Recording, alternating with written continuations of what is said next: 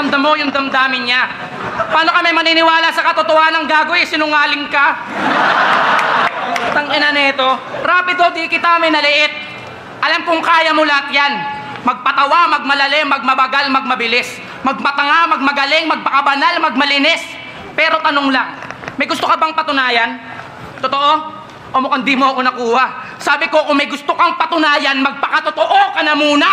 Sobrang peke mo kasi magkalinawan na. May mga kaibigan at tropa din akong iglesia.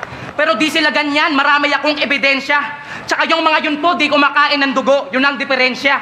Eh siya, mukhang talo-talo kahit puking may regla. Huwag kayong tumawa, di yung jokes, personals yun. Personals yun.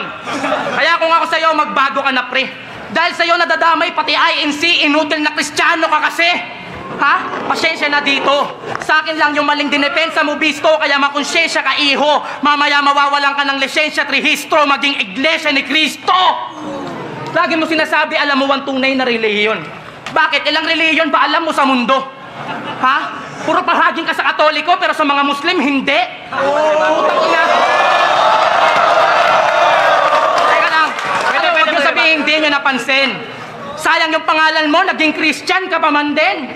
Panayhanap ka sa mali, panayhanap ka ng mali dun sa iba, dun palang gago, butas ka. Ayaw mong maniwala sa rebulto, pero kala mo kung sinong santo umasta.